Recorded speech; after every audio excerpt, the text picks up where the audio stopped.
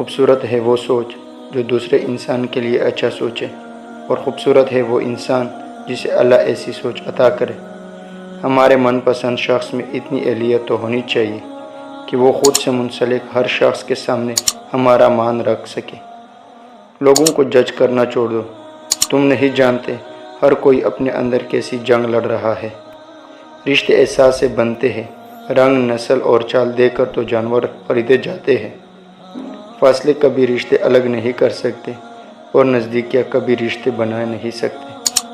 کتابوں کی اہمیت اپنی جگہ، سبق اصل میں وہی یاد رہتا ہے جو وقت اور لوگ سکھاتے ہیں۔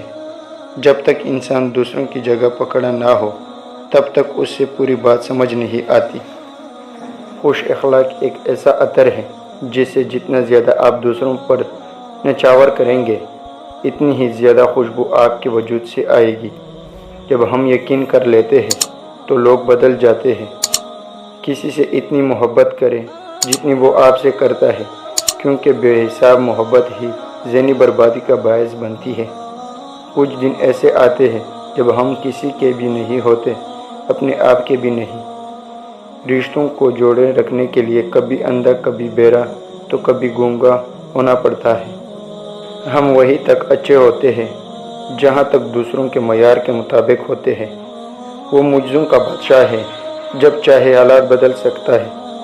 مرنا تو اس جہاں میں کوئی حادثہ نہیں، اس دور ناگوار میں جینا کمال ہے۔ جبکہ مشکل تمہاری طاقت سے بڑی ہے، خود کو یاد دلانا تم دنیا کے سب سے مضبوط انسان کی امتی ہو۔ تعلیم یافتہ تو ہر کوئی ہو جاتا ہے، پر شعور یافتہ کوئی بنتا ہے۔ بے فکر ہو جاؤ، اللہ پاک مخلص دلوں کے ساتھ کبھی نا انصافی نہیں کرتا۔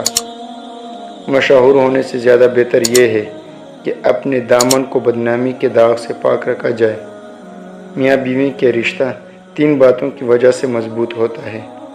پہلی بات اعتبار، دوسری بات محبت، تیسری اور سب سے اہم بات احساس۔ جہاں آپ کی عزت نہ ہو وہاں مت جائے، چاہے کھانا آپ کو سونے کی پلیٹ اور چاندی کے چمچ میں ہی کیوں نہ دیا جائے۔